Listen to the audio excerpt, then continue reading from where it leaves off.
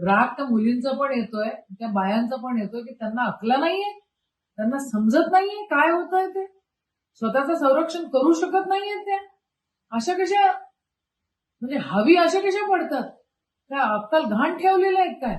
Shocking आहे हे की आपल्या अमरावती जिल्ह्यामध्ये नाशिक सारखं प्रकरण एक बाहेर आलेलं आहे.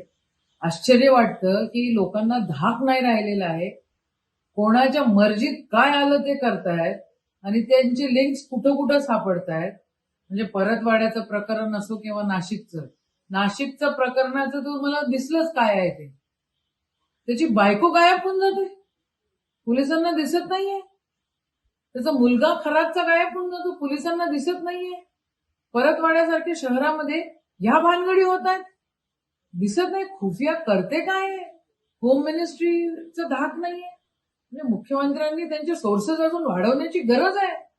या कोणत्याही गोष्टीमध्ये धर्म आणण्यापेक्षा खऱ्या अर्थानं होम मिनिस्ट्रीनी त्या ठिकाणी लक्ष देऊन काम करण्याची गरज आहे, असं माझं मत आहे. अतिशय घृणास्पद, अतिशय दुःख वाटणाऱ्या, अतिशय चीड येणाऱ्या गोष्टी आपल्या पुरोगामी महाराष्ट्रामध्ये होत आहेत.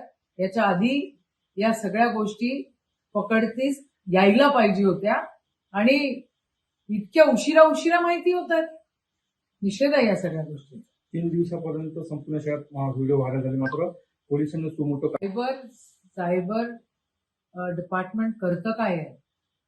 सगळे व्हिडिओ व्हायरल होत आहेत मुलींच्या सकट. म्हणजे मला तर राग त्या मुलींचा पण येतोय, त्या बायांचा पण येतोय की त्यांना अक्कला नाहीये, त्यांना समजत नाहीये काय होतंय ते, स्वतःचं संरक्षण करू शकत नाहीये त्या. अशा कशा म्हणजे हवी अशा कशा पडतात? काय अक्कल घाण ठेवलेलं आहे काय? आणि होम डिपार्टमेंट पूर्णपणे झोपलेलं आहे, असं माझं मत आहे.